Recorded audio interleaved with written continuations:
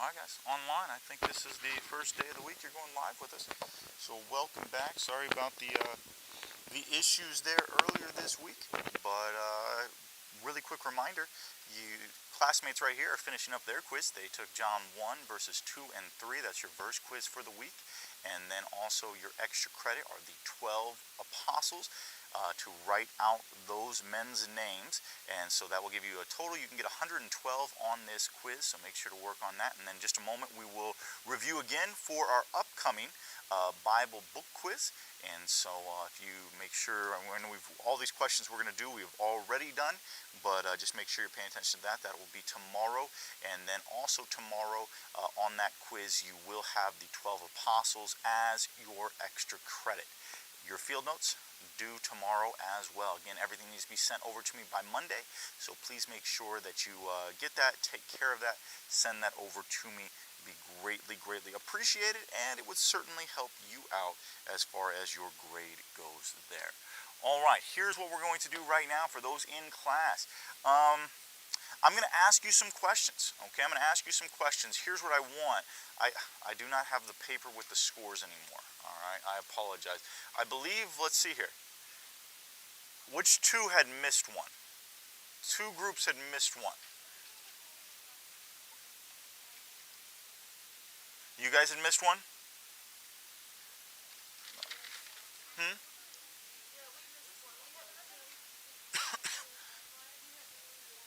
I don't think the second row did. So the first row had missed one. Second row didn't.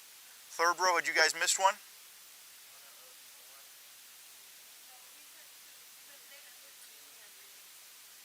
Yeah, I don't remember how many we did. I just remember that some had missed some. Okay, so here's what we'll do. We're going to continue on from there. Let me go with, here's what we're going to do a little bit differently today. Today, what I want you to do is we are going to have,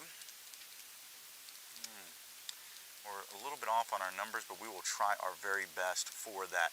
All the way to my left, those sitting all the way to my left in every single row, go ahead and stand. All right, every single row, all the way to my left. Here's how you are going to get your points today. Okay, no, all the way. Cody, sit down.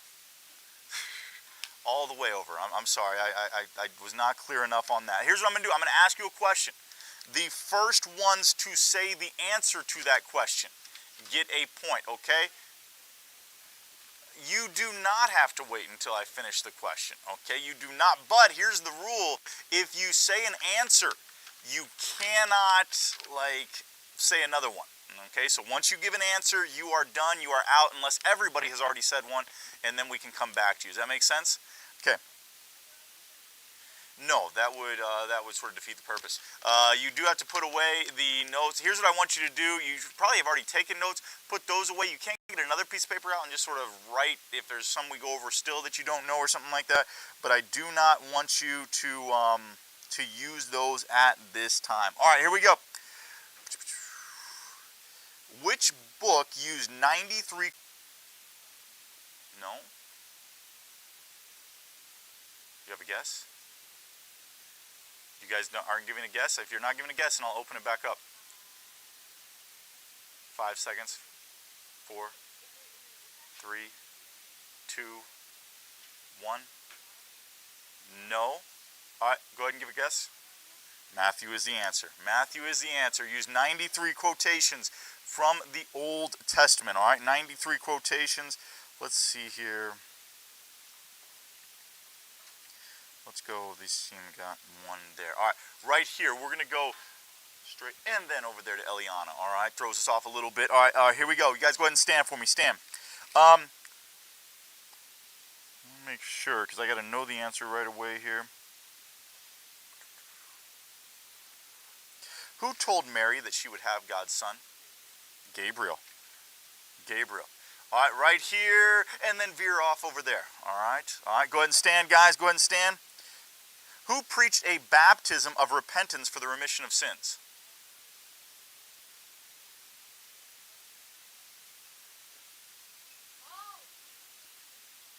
Anybody have an answer? Who preached a baptism of repentance for the remission of sin? Anybody know? Okay. The correct answer is John the Baptist. The problem, your teammate is going.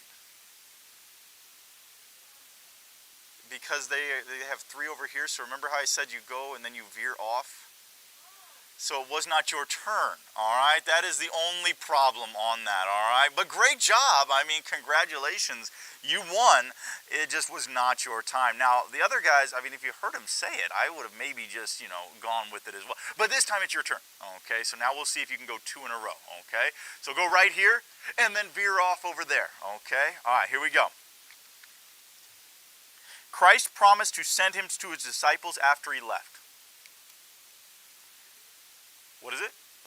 Christ promised to send him to his disciples after he left. What is it? Holy Spirit. All right, Holy Spirit right there. All right, right here. We will go and veer off over here. All right, veer off over here. Let's see. This is shown by Jesus healing a paralyzed man.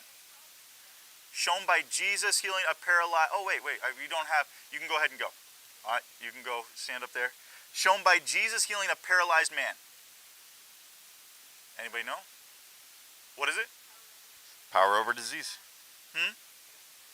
Oh, he said... Oh, I didn't hear him. And you were trying to take credit for it. I am shocked. Shocked and appalled. All right, here's what we'll do. Let's see here. We've got... I'm going to have one of you switch teams. Who wants to switch teams? Not you guys in the back. All right. Natalie's going to switch teams. All right, Natalie, you get to choose now. Are you going to go for the team in the first row here or the team in the third row there? What team do you want to go with right now? Okay, going with the team in the third row, okay? So now I'm going to have, now this gets very confusing here, okay? 1, 2, 3, 4. Okay, everyone's got that there. So Chase, you're going to go again. You're going to go again. All right. You guys stand up if you're going really quick. Who lied about knowing Jesus? It was Peter. I don't know who said it first, though. I think I'm going to go right here with Chase. Maybe just because he was standing right in front of me. But we'll go give it right there. Now, we're going to go all the way back over here. We're going to try to go a little bit quicker right here. Who was one of the first people to whom Jesus appeared after his resurrection? Mary Magdalene. All right, let's go right here to the next one. Veer off to Eliana back there. The theme of his gospel, the Son of Man came to seek and to save the lost. The theme of this gospel is the Son of Man came to seek and to save the lost. What is it? It is Luke. It is Luke. All right, make sure your hat's off, sir. All right, right here, go back and then veer over. Make sure we veer over there to Erica, all right? Got it? All right, just making sure. All right, here we go. Jesus' birth was announced to them by angels. Just say it. Shepherds. All right? Shepherds. Go right here and then veer off over there. What a term that we use as a learner or follower. What is a learner or follower? Disciple. Disciple. Then go right here and go back over there to Jasmine. And then you will go, Jason. All right. What is shown by Jesus casting out demons? Okay. All right. Now, if you were in the last group, go ahead and go there. All right. The Roman governor who officiated at Jesus' trial. Pilate. Go over here.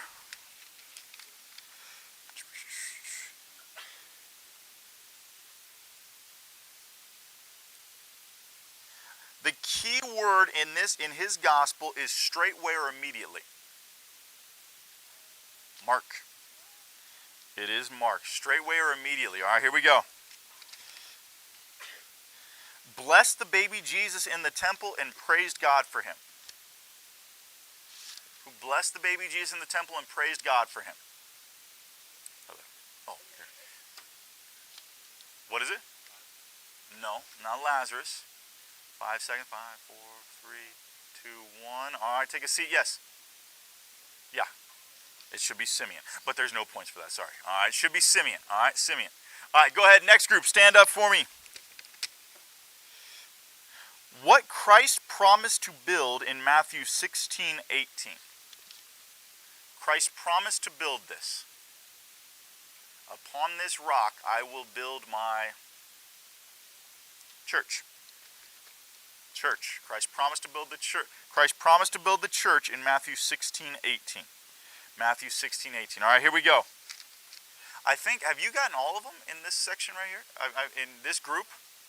Oh, okay, Elias got one. All right. All right, here we go.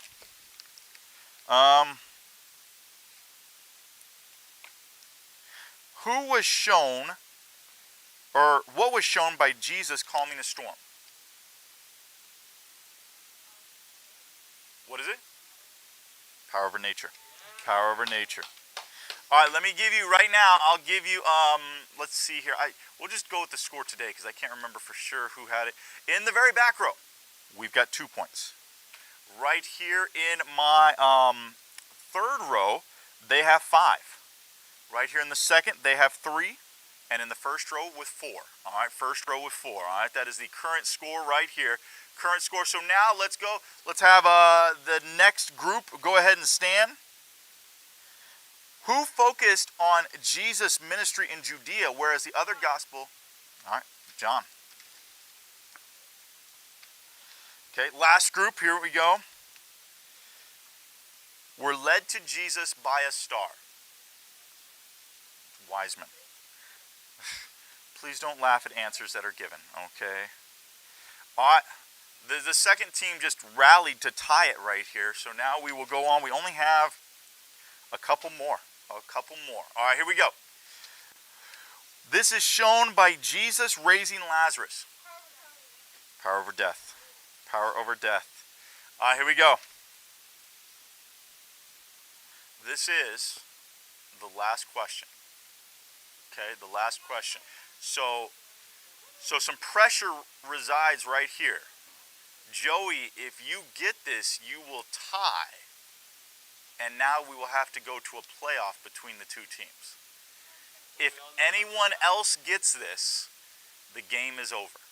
Okay, so really, I mean, that's pressure on you. How do you feel in this situation? Good? Are you guaranteeing a tie after this? Okay, well, never mind. All right, who buried Jesus in his own tomb? Anybody?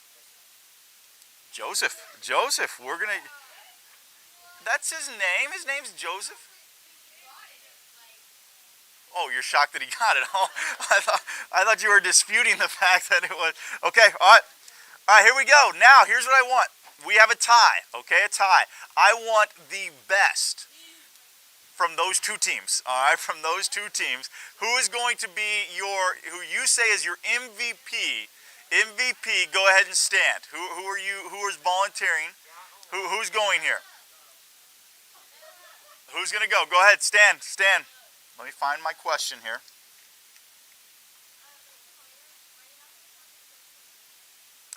I don't remember what they are. We're going to do a whole new one. All right, here we go. All right, so now it comes down to these 2 ladies. Whoever says this first, their team will be victorious and will win the coveted prize of being the winning team, all right? There's no extra prize, all right? There's nothing on the line. It's just for your own pride here is all that is on the line. Okay, here we go. Let me find, I think there's one I haven't done, so let me get this.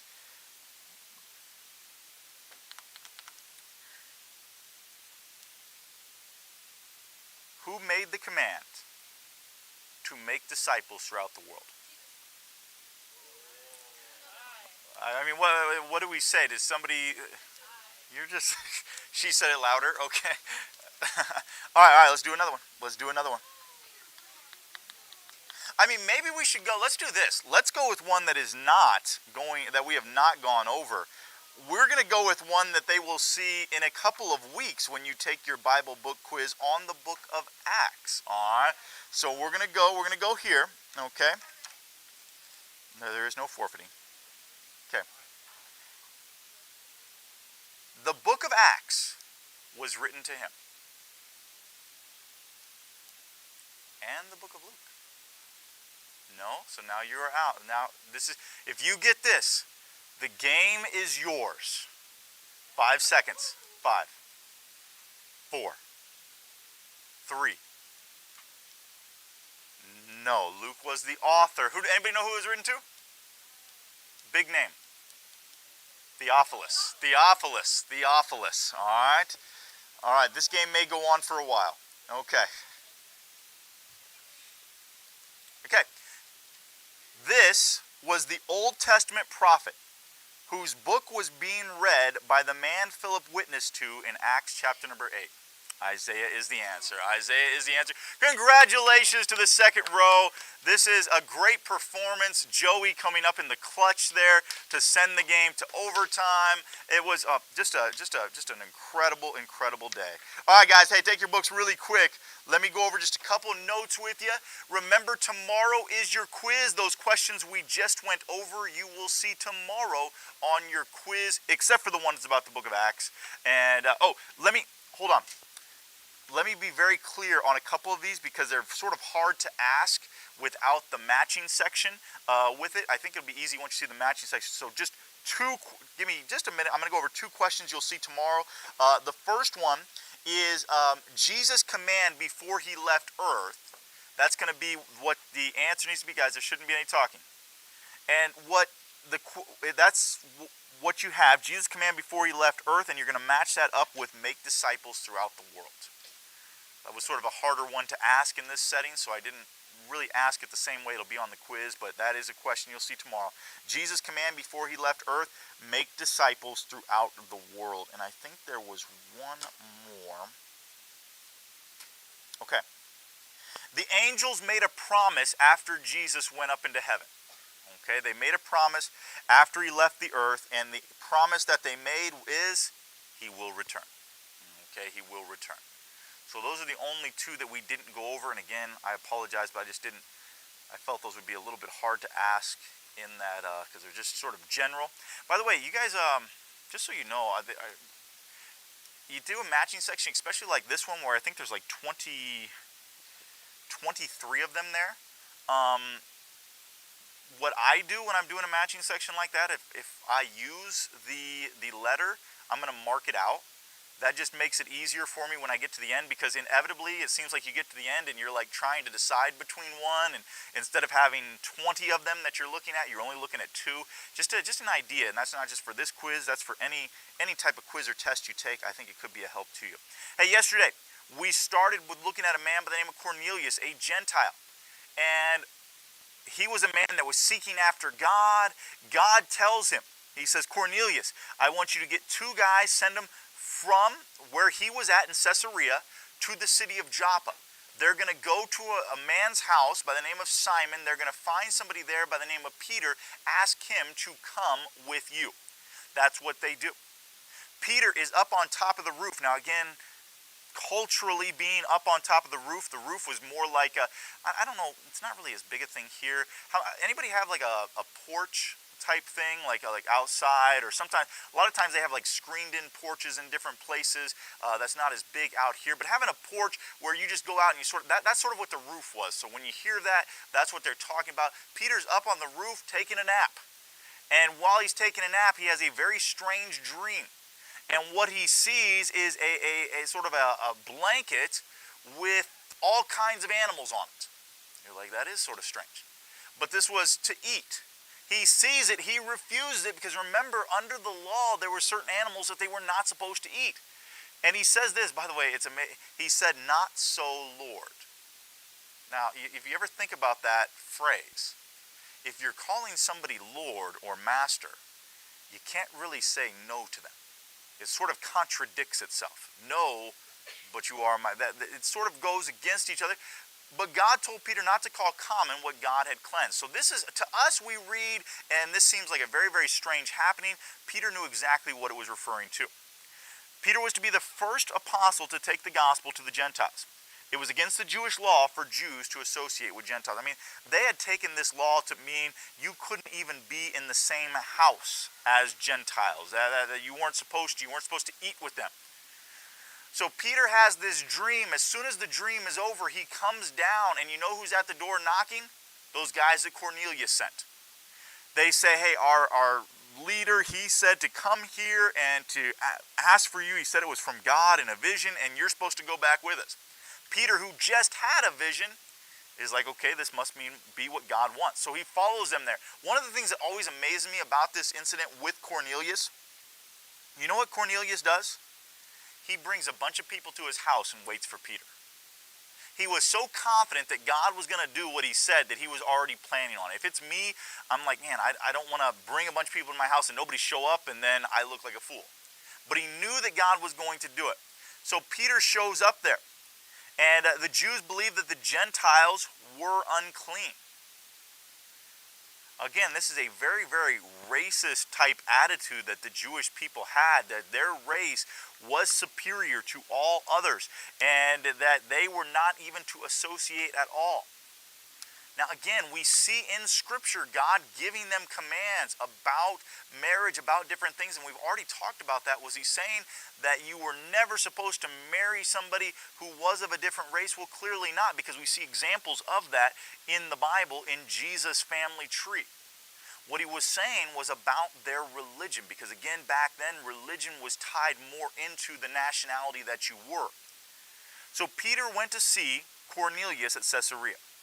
He's going to take this trip to go up there and to see Cornelius. He didn't know what was going to happen on this trip, but he goes ahead and goes there. Cornelius had gathered his family and friends all together and asked Peter to tell them everything the Lord had commanded him to say. So what do you think Peter told him? About Jesus. He goes into the good news about how Jesus died and rose again for them. And as Peter preached, they believed. And here we see another example of the Holy Spirit falling on them and them speaking in tongues. And again, why does this happen? This is a sign for Peter to see, hey, your salvation is just as real as theirs. It had to go against the cultural norms of the day, but that is how God worked there. Hey, tomorrow you've got your book quiz. Make sure that you are prepared for that. Your extra credit, the 12 Apostles. All right? You guys can be dismissed. Have a wonderful rest of your day.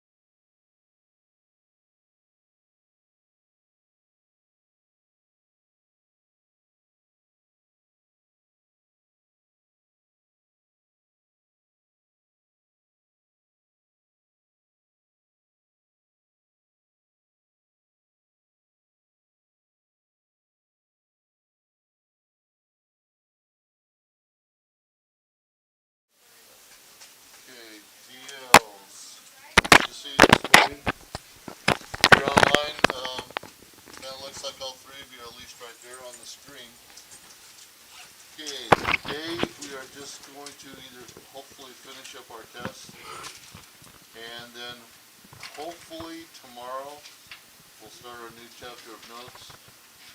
I need to get those to some of you, so Mia, Cheyenne has yours right now to bring to you. Jezreel, I'll try and get that to you. Emily, you can send me a note in the chat. Well, send me a line, okay? And whether or not you want it sent to you, or if you just want to wait till Monday to get it, okay? So let me know, and we can do either way. Okay? Finish your test today, or work on them, and but that's what the class is doing today. So I'm going to go ahead and sign off, and happy trails through your test. Okay?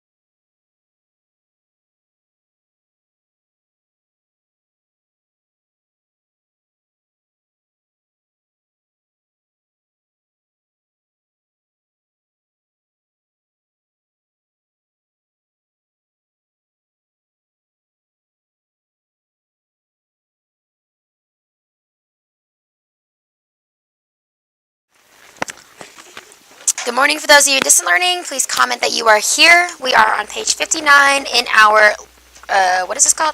Vocab book. Okay. All right, go ahead and work on exercise A. Exercise A, page 59.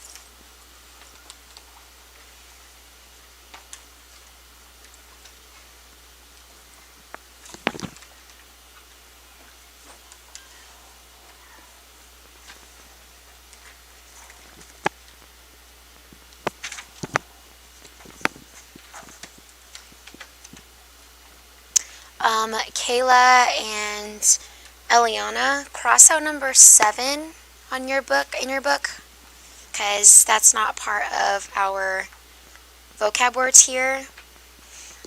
And then put the word procure, P-R-O-C-U-R-E, procure, and that means obtain by special effort. Okay, so procure, P-R-O-C-U-R-E,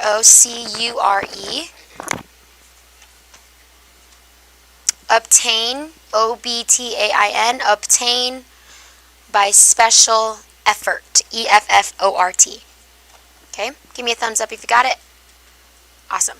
And then you can cross out number 3 in your exercise A, because that's permissible.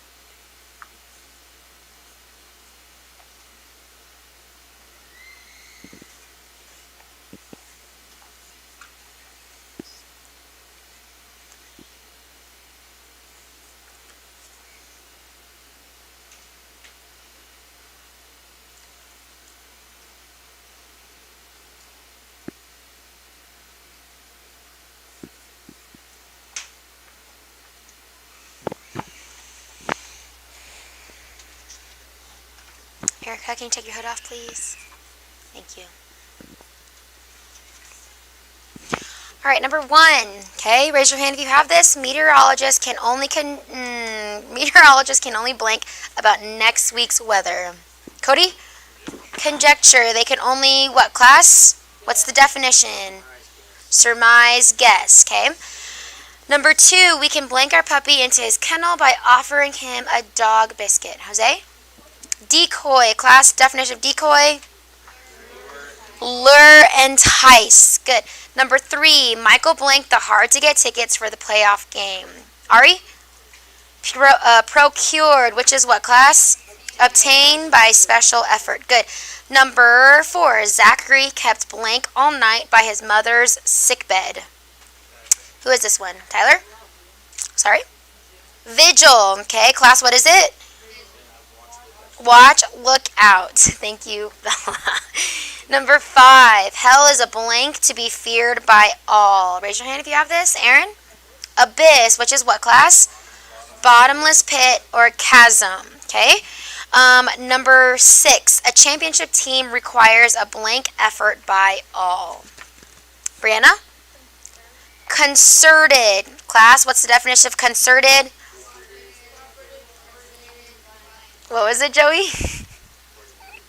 He said cooperative, coordinated, and combined. Just kidding. Combined, okay? Number, let's see, 7. Do not blank a person on a diet with sumptuous desserts. Ooh, there's another vocabulary word, sumptuous. Chase? Tantalize. Class, the definition of tantalize? Tease, torment, frustrated. Good. Number 8. With the bridge closed, our only blank was to turn around. Natalie? Alternative. Class, definition? Choice between two mutually exclusive things. It's one or the other. Number 9. Congress will recess for the holidays and blank again in January. Who has this one? Micah? What was it? I'm so sorry, I cannot hear you. Commence. Okay, commence. Good. Okay, class definition? Begin. And the last one, the hurricane's blank winds cause much damage. Class, what is this one? Relentless, not unrelentless. That means it's not unyielding. Okay, class, the definition. Ready, begin. Unyielding, unsparing, merciless. Good. Okay, tonight for homework, do 6 through 10. 6 through 10 twice. Okay, for those of you who are going to be gone tomorrow, girls, since we're leaving early, you can turn that in today. Make sure that's done and turned in before you leave. Okay, so twice 6 through 10 tonight. Go ahead and take out your literature book. Yeah? Yes. Literature book. We just have 2 poems today. The Shell and Clipper Ships and Captains. Go ahead and turn to page 330. 330.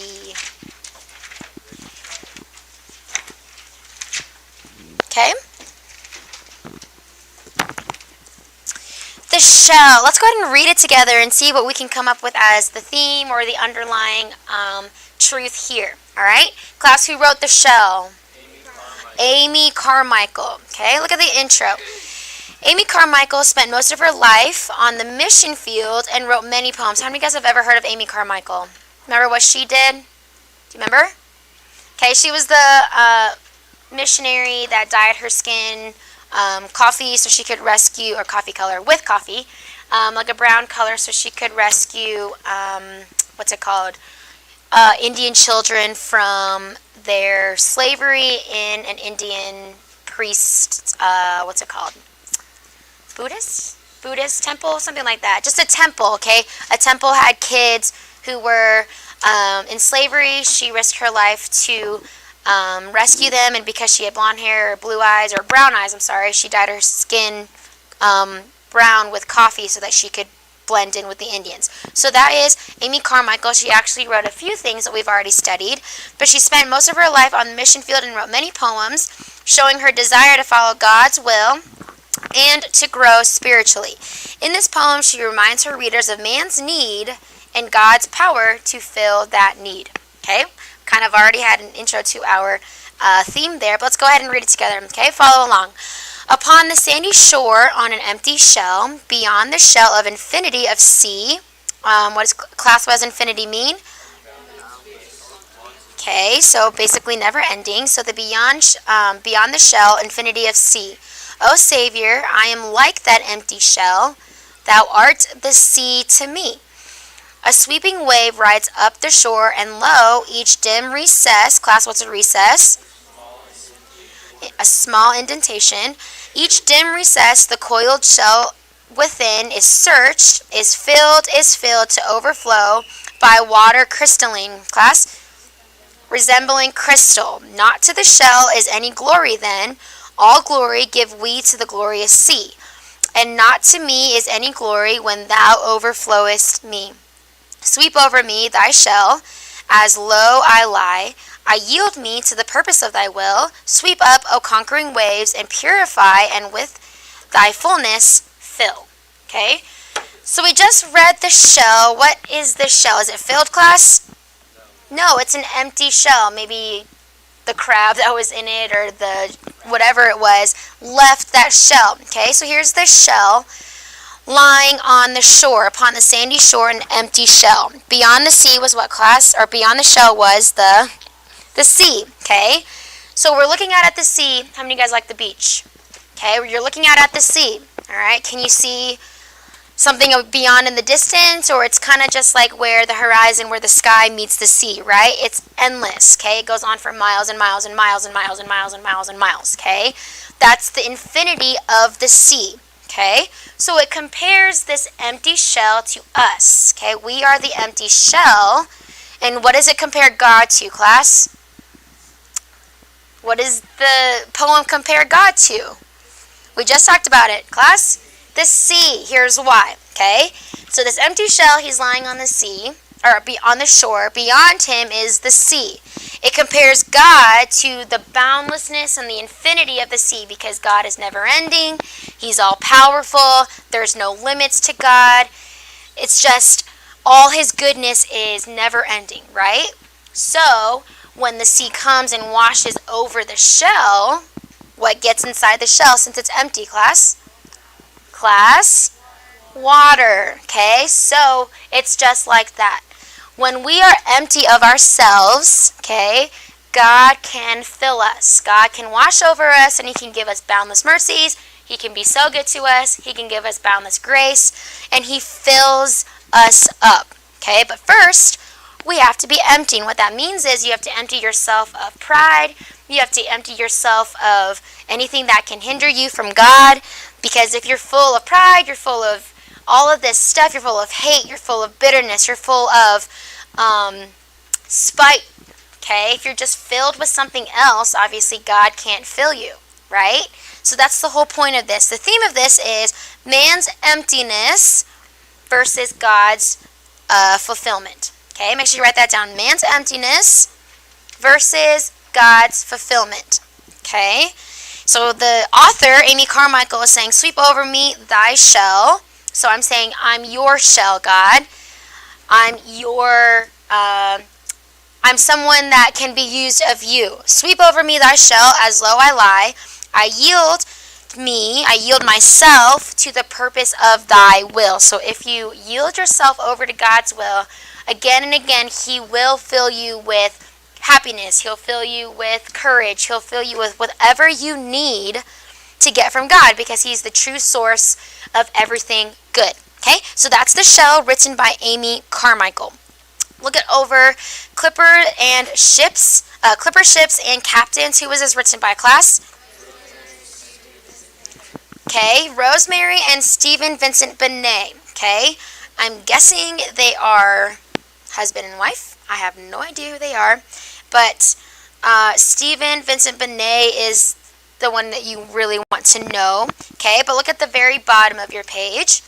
Stephen Vincent Benet, he was born in Pennsylvania to a military family, which encouraged his interest in military history. He enjoyed writing poetry about America's historical past. His most famous work was John Brown's Body. It's a Pulitzer-winning narrative poem about the Civil War. After his death, he was awarded a second Pulitzer Prize for his unfinished epic poem, Western Star. Okay, just kind of an intro. Clipper, Ships, and Captains provides a nostalgic. Does anybody know what nostalgic is?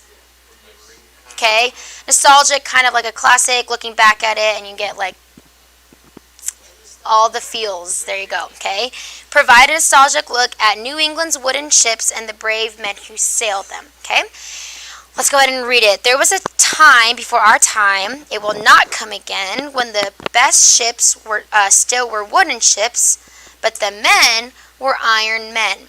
From Stonington to Kennebunk, these are Stonington is a Connecticut seaport. Kennebunk is a Maine seaport. The Yankee hammers plied to build the clippers of the wave that were New England's pride. The flying cloud, the northern light, the sovereign of the seas.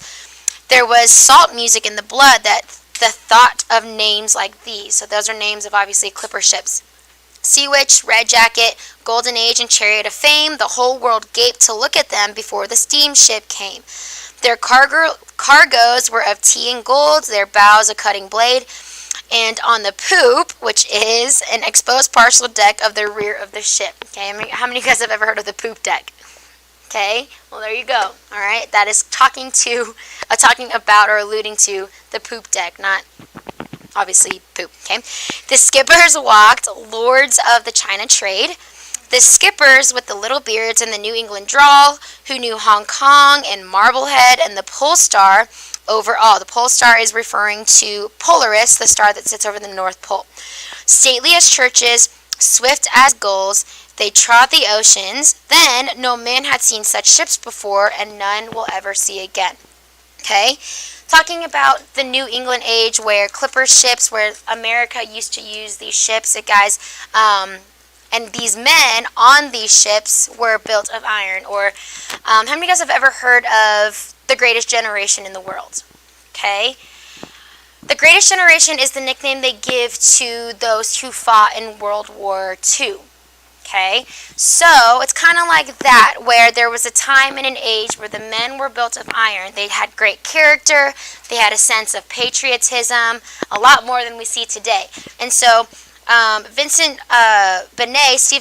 Stephen Vincent Benet, he was known for writing a lot of patriotic poems. Again, he won prizes for John Brown's Body, just basically talking about the Civil War and obviously going into detail of the gruesomeness and the fatalities and all of that happened during the Civil War when America was fighting against America, right?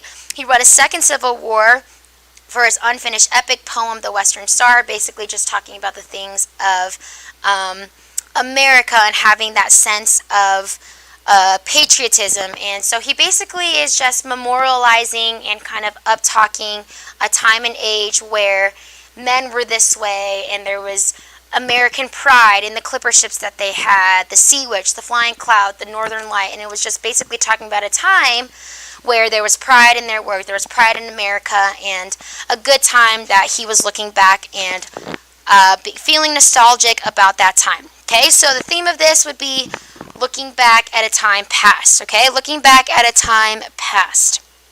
All right, go ahead and write that down. Looking back at a time past. You want to mark Stephen Vincent Benet for this poem. Okay. Tonight for homework, you are to read pages 332, or start reading page 332 to 336. That'll be today's homework, tomorrow's homework, and there will be a reading quiz on Monday. Okay, everyone write that down. 332 to 336 over To Repel Borders. Okay, To Repel Borders, quiz on Monday, 332 to 336. All right, you had a question, Brianna? Looking back at a time past. Sorry about that. All right. Last but not least, go ahead and take out your grammar books, and we'll finish off with that. Turn to page 175 in your grammar books. Actually, 174. I apologize. Page 174. 174, and also I believe it is 214, right? 215, okay? Oh, no, let's go over, you're right, page 214, and then we'll talk about page 173. Sorry about that, guys. Page 173 in the blue book, green book, page 214 in the blue book. Talking about diagramming adjectives. So yesterday we started talking about diagramming adjectives. Who can explain to me how I diagram an adjective, class? Okay, a slanted line underneath what? Okay, good. The noun it modifies. And the reason why it's so important to say the word noun is because what modifies nouns and pronouns, class? Adjectives. So if it were underneath anything else, whether it was underneath the verb, underneath another adjective, it would not be an adjective. It would be an adverb. We haven't gotten to that yet, so don't worry about it, but it needs to be underneath the noun. So whether it's the subject, whether it's the complement, the DO or the PN, okay? So when it's a slanted line, okay, we'll just put a complement here, which would be obviously your DOs, PNs, all of that. So adjectives always go underneath a noun. Class, out of all of these three, what is not the noun, class? verb. Obviously, verbs can't be nouns because they are verbs. So adjectives are always going to go underneath here. Okay? Here. Like you can have multiple adjectives describing a noun or the complement here, adjectives. Okay? That's how we diagram them. They go underneath the noun. Okay? So for example, give me a noun and an adjective, class. Anything. Okay? Cody, what's an example that you may have? Give me a sentence with an adjective in it. Okay, no, we're not going to do that one. Tyler? Sorry? What is orange? Donald Trump is orange. Okay, sure. Okay, is... But notice how, what is my predicate adjective here, class? Orange. Okay? So predicate adjectives that we can go on, but we need sentences that have adjectives. Okay? How do we describe? Okay, what can we describe Donald Trump with? Okay, beautiful. Okay, beautiful Donald Trump is orange. Okay, Oompa Loompa is a noun, not an adjective. Okay, so beautiful Donald Trump is orange. Okay, how else can we describe Donald Trump? What was it? Okay, the beautiful Donald Trump. Do you guys see that? So anything that it describes goes underneath the noun it describes. Okay, give me another sentence. Okay, anybody? Another sentence with adjectives. Okay, I'm not going to write that. Okay. What did you say? Vlad the Impaler is inspiring. Is that from a book you read or a movie or a video game maybe? It's a what? Interesting. Okay, I'm just going to put Vlad.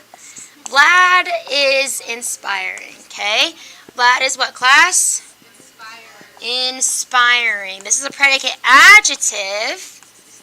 Okay, so let's describe Vlad. Let's describe Vlad. What? That Vlad.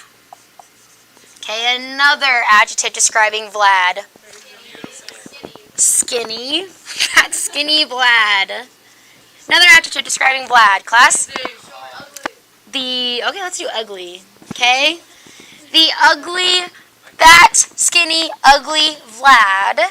Doesn't matter how many adjectives you have. Okay? You can have 10. Okay, and it would still all go underneath the word that it's describing. Okay, those are adjectives, only underneath nouns and pronouns. Okay, so that's how we diagram adjectives. Okay, let's diagram number. I did this briefly on the board, but number 5 in the blue book and number 3 in the green book. Okay. So, number 5, let's start with that in the blue book. A howling coyote gave a long, mournful cry. Okay? What's my subject there, class? Coyote. What's my verb? Gave. What did he give? Cry. Is that, what kind of complement is that, class? A D-O. Okay? So now, really quickly, what out of here is not a noun? Gave. Okay? So we know that adjectives do not go underneath the word gave. Okay? So let's find our adjectives. Okay? What's describing coyote? What was it? Okay, let's do all the articles this time. Let's diagram them. You don't have to mark them or whatever, but let's do all the adjectives. So what? Okay, the. So, A. The or A? A. Okay, so a coyote. Okay, talking about how many or which one? A coyote. Okay, talking about, let's see, what's another adjective that is underneath it, class? Howling. Okay, what's it ending in? ing.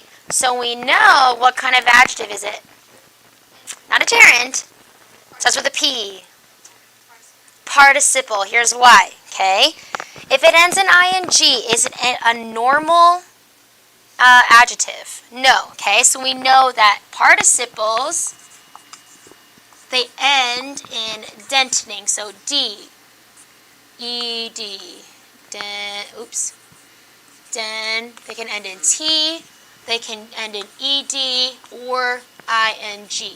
Okay, so in our case, howling ends in ING, so we know it's a participle. Okay, verbal acting as an adjective. Okay, so here's how we diagram a participle. Okay, so we put howling on a slanted line just like that. Okay, howling is on a slanted line because it's different. Okay, it's not a normal adjective, it's different. It ends in ing, one of our suffixes here that we know is a participle. So because it's different, we need to put it on a different line, right? So, a howling coyote. Okay, now let's find any other adjectives. What do we have, class? Long, mournful cry. Okay, good. So obviously, long and mournful describes cry. So how do we diagram that? Okay, slanted line here. So it would be A, talking about a cry. Long would still talk about cry. Okay, and mournful, still talking about cries. That makes sense to everybody? Adjectives describe the words, or adjectives go underneath the words that they describe, always. Okay? If it goes underneath a verb, it's not an adjective. If it's describing the verb, not an adjective at all. Okay? Because we know adjectives describe what class, what part of speech is? Nouns and pronouns. So subject could be a noun. Direct object is a noun. Indirect objects, all of those are nouns. Okay? So we know adjectives describe them. Okay? So that's exactly how we would diagram as well. Number 3, the visiting missionary showed inspiring pictures. Okay? I'm just going to erase the whole thing. All right, what's my subject and my verb, class? Missionary showed. Okay, missionary. What did he show? What kind of complement is that? What is it? A do.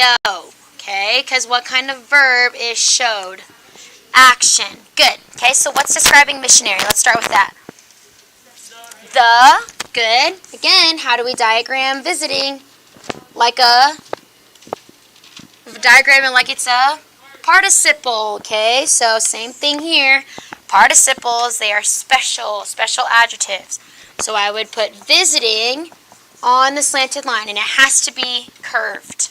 Okay, it looks a little weird that way, but it does have to be curved. You guys notice that on participle and compound adjectives example there. Okay, so visiting missionary showed what? What did he show, class? Pictures. Are there any adjectives that describe pictures? What is it? Inspiring. Oh, what kind of adjective is it, class? Participle. Why? ING. There you go. Okay, showed inspiring pictures. There you go. Okay, that's how we diagram the subject, the verb, the complements, and all adjectives. Okay, this is how we diagram compound or participles. So now let's see how to diagram infinitives. Okay, look at number 3 for those of you in the blue book, and then number 4 in the green book. Okay, let's start off with the green book this time. Number 4, the old farmer has many eggs to gather. Okay, what's my verb there? Sorry? One more time. Has. Okay, what's my subject? Farmer. Farmer has what? Eggs. Okay, so now, we found all of our subjects, our verbs, and our complements. What kind of complement is this, class? Okay. In this case, it's actually a do. Here's why. Okay, he physically has. Like, that's the action of having. Okay, he's holding the eggs in his hand. Like, he can hold them in their hand. Okay, so he has eggs. All right, so that would be a do. Okay, now let's describe farmer. Is there anything to describe farmer? Sorry? the, and old. The old farmer. Good. Okay, anything else to describe farmer? Now let's move on to our another noun. Okay, other noun. What's describing eggs? Many. Good. Okay, and notice I have an infinitive there. Okay, which is what, class? To gather. Okay, what is that going underneath? Not has. Okay, if it does go underneath has, is it an adjective? No, it would be an adverb. So we're doing adjectives here.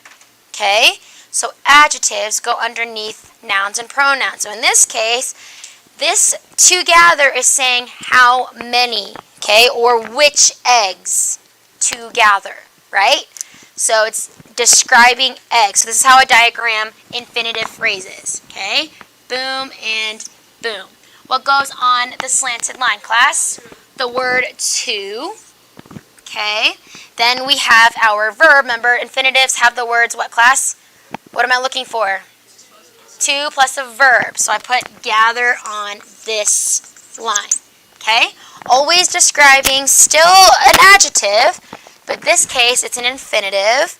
Infinitives can be used as adjectives describing nouns and pronouns. Okay? Look at number 3 in the blue book, okay? Those letters to be mailed are important, okay? Those letters to be mailed are important. Class, what's my subject and my verb? Letters. Okay, are. Okay. Any compliments that we have there? What was it?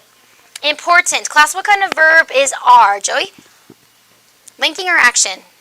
Linking, so important would be what? A P, what? Okay, PA. In this case, it's a PA, okay? So it's describing letters, so it's slanting back to letters. That's why we have our slanting line. Let's describe letters. Is there anything to describe letters? What is it? Those. Those go underneath letters. It's saying which letters? Those letters. Okay? Describing letters. Is there anything else describing letters? Okay? To be mailed. Class, what is to be mailed? What kind of phrase? Infinitive phrase. So here we diagram it. To be mailed. Okay? Because that's our verb there. Alright? So which letters? The letters to be mailed. So that's how we know it's describing letters. Okay? Adjectives. Alright, is there anything describing our predicate adjective here? No, because if anything describes a predicate adjective, it is an adverb. Alright? So the letters to be mailed are important. That's how we diagram infinitive phrases. Okay? So tonight for homework, diagram this section, page 214, in the blue book. We already did numbers 3 and 5 for you in the blue book, so you can do one like everything else. Okay? And then for those of you in the green book, we already did also number 3 and then number 4. So you can do all the other ones outside of that. Okay? Or you can just do, what's it called? Or you can just do those ones if you want to. Okay? Even if we already did them on the board. Okay, so those for homework. Again, for those of you in volleyball, make sure that that gets done. And then we will finish those exercises on Monday. And then for those of you who are going to be here tomorrow, we'll just have some classwork for you guys to go over. Okay? Yes. No, there will be homework tomorrow. For grammar is to diagram those. No, that's not tomorrow's homework. That's to do it today.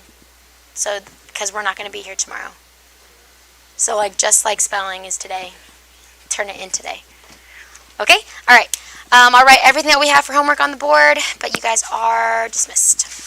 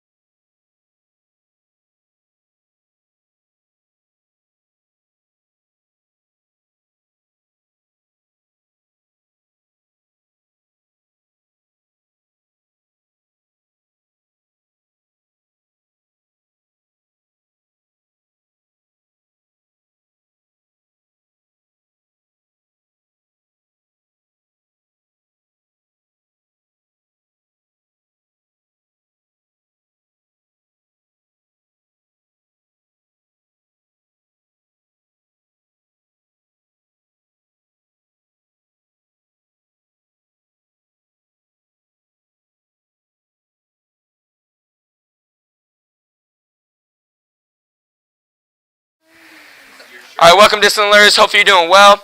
Throw your name in the chat. I know we're a little late. We had some announcements for the people that are here, but we're going to get started and introduce this next lesson. Jose, stop throwing stuff in the air. Okay, it is chapter 18, talking about France. Talking about France. France. Okay, France emerged from the Middle Ages. Again, kind of how this book splits it up, so we're just going with it because we're just using the books. Okay, not that the books are perfect, because they're not. Okay, but how these books split it up, we've gone by country to country. Okay, we've gone over England, we've gone over America, some of the main powerhouses. Now we're going over France. We're going to kind of start the time clock going back a little bit, okay, to the Middle Ages, and then get up to present day with France. Okay, but France emerged from the Middle Ages, a powerful nation state, okay, from that time period, but had no trends towards political freedoms and individual rights. Basically saying this, okay, we're going to be going through France, and we're going to see they had a lot of different leaders. Okay, why did they have a lot of different leaders? Because they had basically a bunch of civil wars fighting between each other. Hey, we want a monarch. We want a king. Hey, no, we want people to run the government. Hey, no, we want a monarch. Hey, no, we want people. Okay, and it went back and forth, back and forth, back and forth. We're going to be talking about that. We're going to learn about so many different Louis. You won't even remember who's who. Okay, but France is what we're talking about. What? There's actually 18 Louis. We're only going to be learning 12 of them. Only 12. But you only need to know probably like 4. Okay, Estates General. Okay, this was the French version of Parliament. What is Parliament? Freedom. What is Parliament? Okay, it's their government. Okay, their type of government, how they ran. Okay, what did they have? It's those who were in rule other than the king, the advisors. Okay, but this Parliament, it grew weaker as the king's power grew greater. Remember, Parliament's purpose was to basically balance out the king. Okay, hey, we advise the king. Hey, if the king's going crazy, we can like either kick him out, or like how we have impeachment, they could like get rid of the king, or they could mellow out the king. Okay, but as we see in France at this time, before we go to king to king to king to king, okay, we're going to see the king gain a lot of power. This is why people are going to revolt. Okay, they're gaining a lot of power, taking away power from Parliament. And we're good on this note? Okay, our first Louis. Okay, Louis, if you don't know how to do Roman numerals, Louis the 11th. X is 10. I is 1. Shh. Okay, Louis the 11th. During his reign, the Estates General met only once. And at that time, it specifically requested that the king govern in the future without it. Basically that role of the Estates General, that person that's supposed to be like the advisor, the one that balanced out the king. Okay, basically the king was like, hey, I don't want him anymore. He's not really helping me. He's not really siding with me. So let's just kick him out. Okay, kick him out. Let me do my thing. Okay, give all the power back to me. We're going to see that happen under what king? Louis the 11th. You will want to know these kings, the Louis. Okay, obviously we'll review for any quiz or test. Jose, don't do that. That's disgusting. Who knows who hands have touched that? Who knows? Yours and probably everyone else's, since you guys are always messing around. John definitely touched it. Cody might have touched it. Elias could have bumped it. Well, I don't know. Why do you guys touch each other? I don't know. Because I've seen it. I've seen it. Because I've seen it. You're a very hostile child sometimes. What? All right, moving on. Since Jose is having a tantrum like a 5-year-old. Okay, number 4. In addition to his political power, the king, King Louis XI, the king of France also exercised considerable religious power. Meaning what? We've seen this before. Where are your notes, Hudson? Oh, you were doing them in your lap? All right. Okay, what is that talking about? He's getting religious power. What does that mean? We've seen other countries do this. They use the for.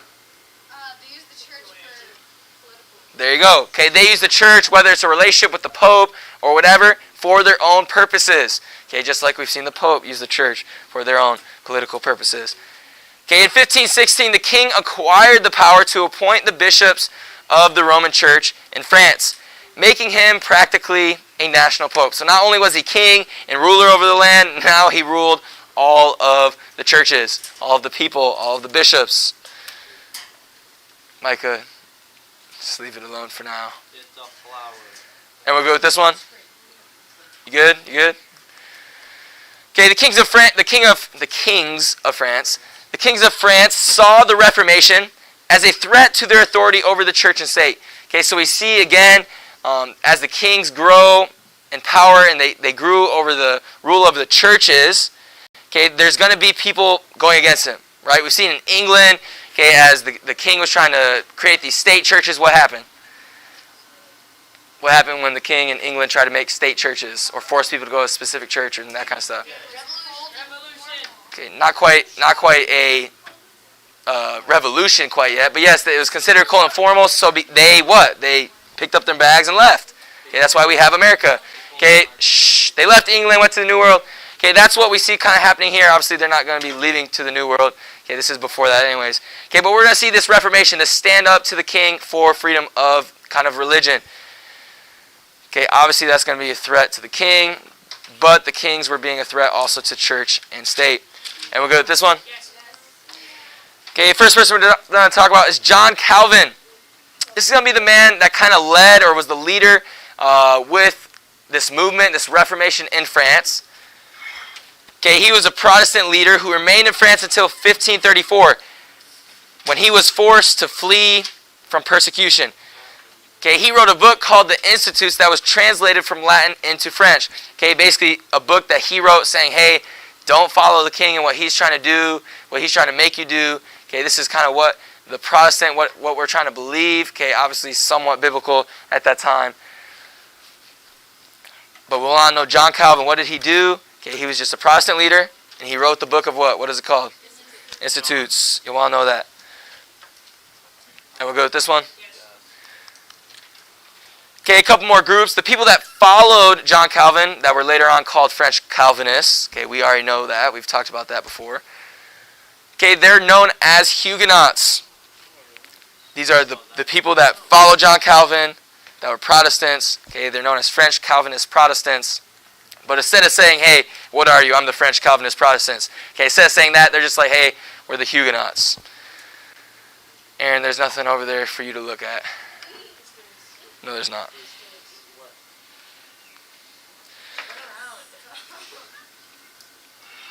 Okay, by the mid-1500s, near half of the nobles in France had become Protestants. So because of this Reformation, because of John Calvin, because of these Huguenots, even though John Calvin had to flee because he didn't want to die, okay, because of this Reformation, kind of just like the Great Awakening when we see a lot of people get saved, okay, because of this Reformation, a lot of people kind of opposed the king and became Protestant at this time.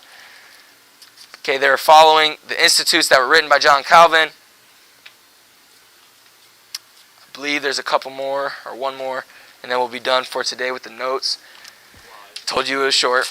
Okay, from its beginning, the Protestant movement in France was suppressed by none other than who? Okay, the Protestant Reformation standing up for the church and state. Who was going against the church and state?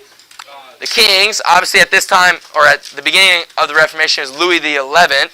Okay, but we're going to see it be different kings. Stop. Okay, very loud and annoying. Shh, just put it down. Put it down for right now. Okay, but we see the kings oppose this movement, obviously. Both Francis I and Henry II took actions against the Huguenots. These won't be kings you completely need to know, but if I say, hey, name one king that took actions against the Huguenots in the mid-1500s, just know one of them. Okay? You don't need to know exactly who they were, what they did. Just know that they took action against the Huguenots, or in the Reformation against the Huguenots. Okay? So who took action against the Huguenots in the mid-1500s? Henry II. There you go. If you want to remember Henry II or Francis I, either one works. Okay, that is good. Like I said, we're only doing a few notes, and I'll be a man of my word today. And I try to be, for the most part, most of the time. Okay, but this is the end of the notes. Yes, there is homework, though. There is homework. Please don't say that. No, we'll do it later. Yes, I can. You'll want to get the notes. We won't have a quiz on Monday, but we will have a quiz probably on Tuesday or Wednesday. Okay, homework for tonight. Shh. Quiet. Homework for tonight. Hopefully you guys turned in the classwork from yesterday. If you didn't, you will get a 0. If you're like, hey, I forgot about turning it in right now, turn it in right now before you forget. Okay, did everyone do the whole homework assignment? You do the whole thing, John? Sure? What'd you do? What questions did you do? You did all of them? All right. Yes. All right, we are continuing. Shh. Guys, quiet. Why are you going crazy back there? All right, page 240. We are finishing section 18.1 review. Okay, so what did we do yesterday? Okay, we did 2 through 8 evens. Today we are doing 1 through 11 odd. 1 through 11 odd. I'll say it again. Shh. Listen. Okay, homework is page 240. So those who have a planner, write it down. If you have a piece of paper, write it down. Page 240, section review 18.1. 1 through 11 odd. 1 through 11 odd. You guys still have 10 minutes of class. You should be able to finish most of it. Those questions are very easy. Okay, homework for tomorrow for volleyball girls. Okay, you have page 244. Volleyball girls, page 244. So if you want to work ahead, you can. During study hall or something. Page 244. Only questions 1 through 4 all. Only 4 of them. 1 through 4 all. We'll do it tomorrow. I literally can't show you because it's not on there. Remember, it's not like it's on my laptop. It's only whatever I saved on the USB. Sorry. Tonight, 240, 18.1, 1 through 11 odd. Tomorrow's will be what? Volleyball team? 244, 18.2, 1 through 4 all. That's it. Okay, you guys can work on that. We're not talking right now. We're not messing around. You are starting to work on it. Yes, you can get your Cheetos. Yes, you can get your ramen right after class. 10-minute break. We'll go out and get it together. I will find a quarter for you. What? Sure. Do you have any questions for tomorrow? So volleyball team, you can try to work ahead. What are you getting? Chips? All right, I'll get you a quarter. Your change. What's up? Over 60 million. Huh? No, it has to be over 60 million. He says it multiple times that he can speak over 60 million. I'm sorry. No, because that's a specific number. He can't speak 5, whatever she put. It never says an exact number. It just says over 60 million. So if you would have said 60 million, I would have probably gave it to you. To be honest, neither do I. I just remember it from the movies or TV show. All right, Jose, here you go. You can have this, but put it away. I don't want to see it again, or else I'll take it and I'll keep it. All right, discipliners, let me know if you have any questions. Make sure you're getting all your work turned in. I know we had a test this week. I don't think I've gotten either of those tests, so make sure you get those turned in. If you didn't receive the test, okay, I did send it. Jezreel, I sent it My School Works. Mia, I messaged it to you. If you didn't receive it, you need to let me know. I tell you this all the time. Let me know right now. Do not come to me 2 weeks later. Hey, Mr. Squirrel, you never sent me the test and I never turned it in. Okay, then you will either be marked late or no credit. So you got to contact me. Okay, I'm doing my best to help you. I did try to send it. Did it go through? I don't know because you guys never told me. Okay, so let me know if you got it. If not, let me know. Make sure you turn in your homework. We will see you tomorrow. Yes,